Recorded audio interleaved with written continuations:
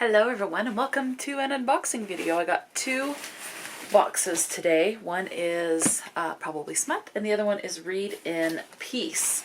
So that's what that one looks like. So we'll do this one first, Probably Smut.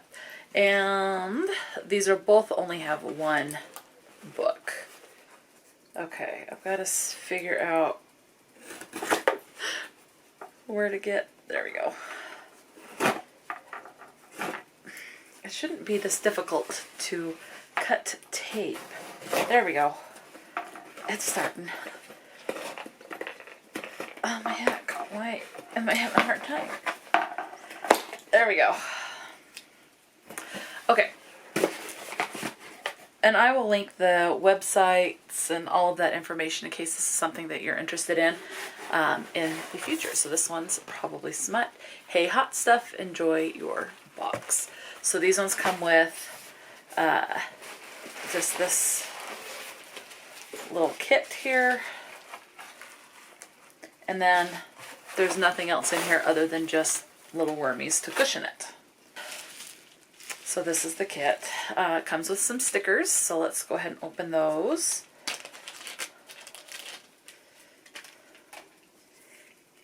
In my Viking era,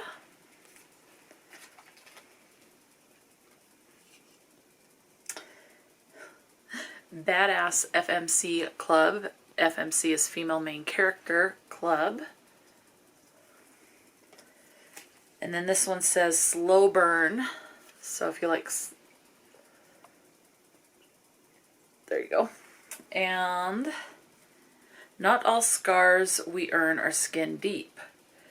Freya born in fire. There is no less honor in them. So, least favorite.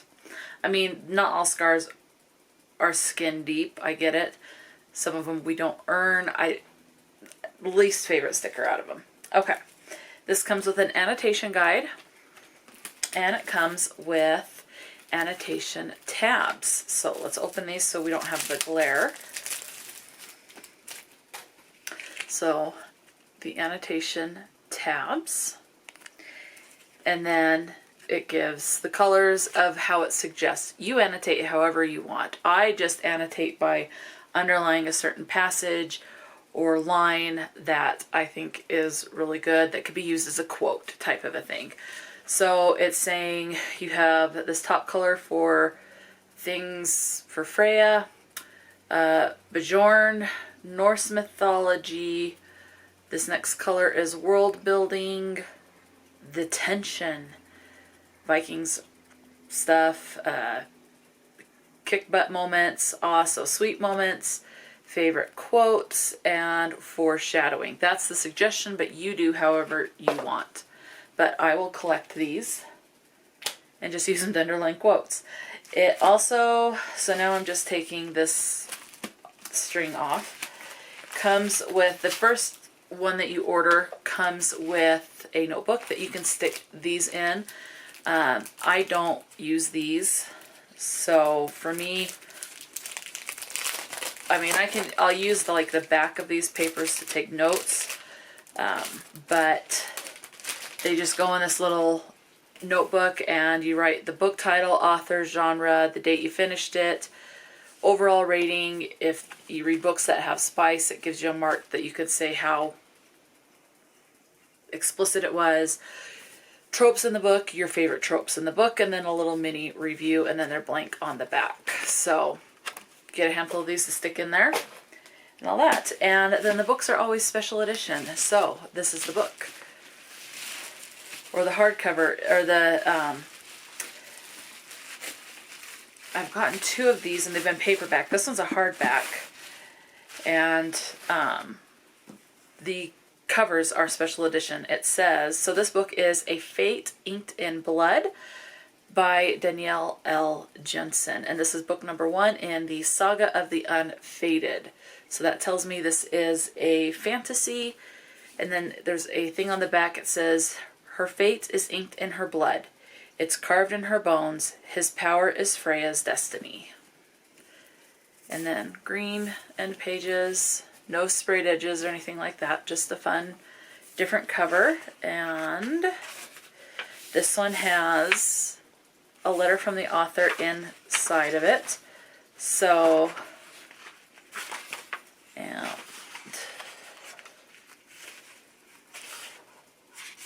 then it has other books by Danielle Jensen, the Bridge Kingdom series, the Malediction novels, the Dark Shores series, and this one is Saga of the Unfaded, book number 1. So, let's see. There's no synopsis on the book, so I need to look that up. I will insert what the cover looks like, that if you were to go and get it like on Amazon or something like that, what you're more than likely going to be getting. So I'll insert the cover so it's there while I read the synopsis. And I was correct, this gave me fantasy vibes. It is a fantasy. It also has the tags of romance, magic, new adult, high fantasy, and mythology are some of the other tags. The synopsis says, a shield maiden blessed by the gods battles to unite a nation under a power-hungry king, while also fighting her growing desire for his son. In this Norse-inspired fantasy romance, from the best-selling author, let's see, the Bridge of Kingdom series. Okay, bound in an unwanted marriage, Freya spends her days gutting fish, but dreams of becoming a warrior, and of putting an axe in her boorish husband's back. Whoops. Freya's dreams abruptly become reality when her husband betrays her to the region's Jarl, landing her in a fight to the death against his son, Bjorn. Some of these fantasy names, they're just difficult. Don't know how to pronounce that. Anyway, to survive, Freya is forced to reveal her deepest secret. She possesses a drop of a goddess's blood, which makes her a shield maiden with magic capable of repelling any attack.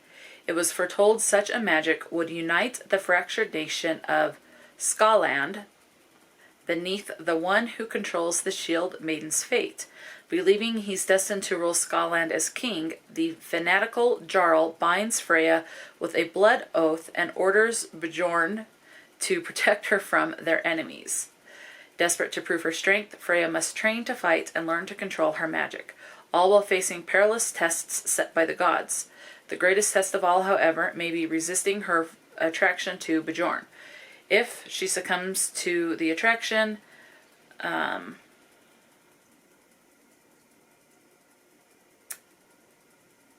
to the charming and fierce warrior, she risks not only her own destiny, but the fate of all the people she swore to protect.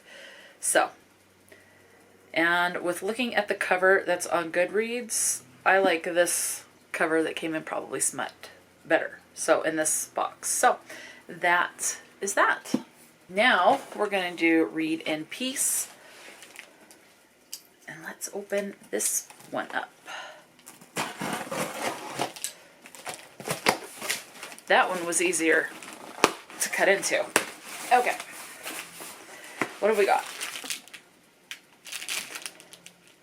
Something. Okay. And the book. Okay. Now the book has this on there. We'll hold off on that. Let's open this. Author signature sticker.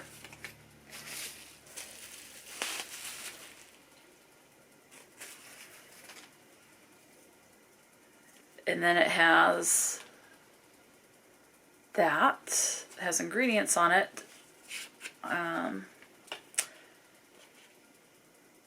Books and Looks. I'm guessing this is an eyeshadow palette. Yes. So we have Snowfall, Innocence, Autumn, Buried Alive, Bloody Games, and that's a glitter one. Grave Digger, King, another glitter one. Devil, and Daddy Dearest. So those are the colors. I actually like those colors. Okay. So cool, an eyeshadow palette. And there you go. Okay.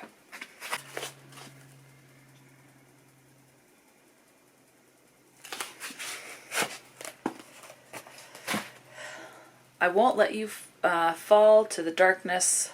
I'll never let you get lost. So the book is Sinister Legacy, written by Harley Beck. Gold or metallic red edges.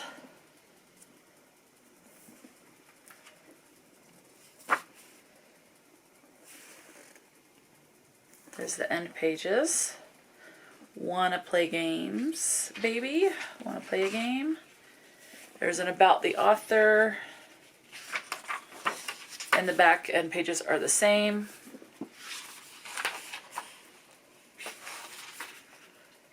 This was published in 2023. Okay, and I like that there is a synopsis on the inside. It's a couple of pages in, but there is a synopsis. The start of each chapter is a black page, and then it's your regular white pages. So, by Harley Beck. So we have Kira and King.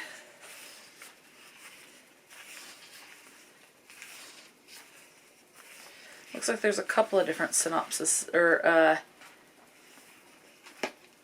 because we have King, Kira, Officer Wells, so we've got a couple of different POVs in this.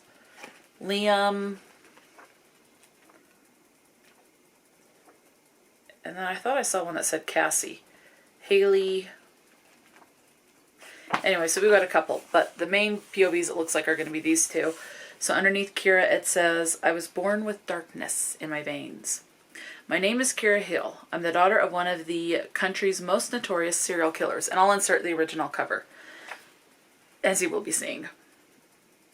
I hide in plain sight, pretending to fit in, pretending I'm not haunted by my father's skeletons. In 2 months' time, he's scheduled to be executed. With a copycat killer on the loose, my world is turned upside down. When I find myself at the center of the killer's twisted mind games, the queen on the chessboard. If I want to win, I must embrace my own darkness. The legacy I have spent my life running from, I must play the game. Then underneath King, which from that synopsis I'm thinking King is probably the copycat, it says, it started out as a silly dare.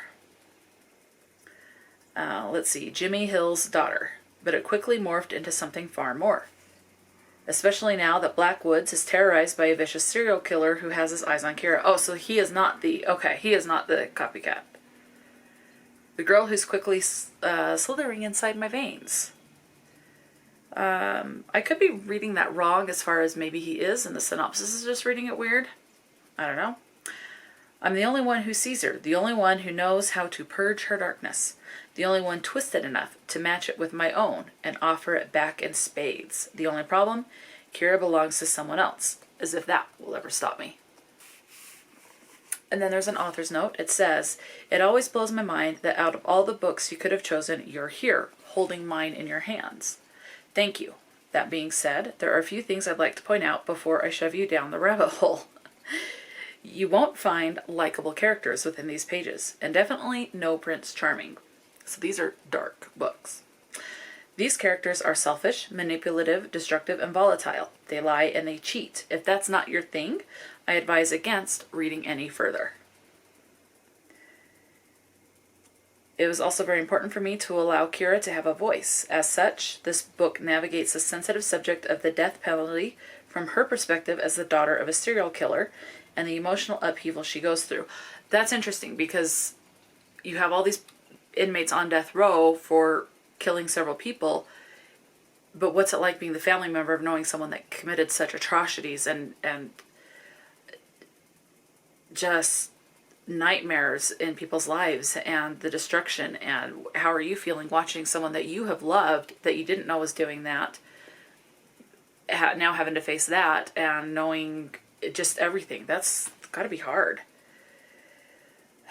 Please remember, this is a fictional story with imperfect fictional characters. It is not intended as a political statement, nor is it to be interpreted as a representation of the author's views. So for that type of subject, it's good that that author's note is in there, in my opinion. And then there's a page of trigger warnings. It says this is a horror novel, erotic. So make no mistake, it's very dark and contains graphic scenes. It can be disturbing to some readers, but that's a horror. Know your triggers, read responsibly. For a full list of triggers, you go to the website in here.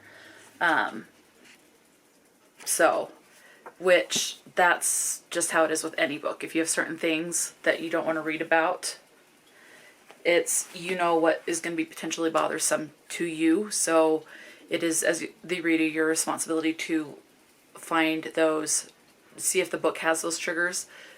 It's now, if you can't find the triggers and you go into it, it's a blind side. I get that, and it's very difficult. But if you can find the trigger warnings, I highly suggest it for anything, especially when it comes to like horror, which they are going to have.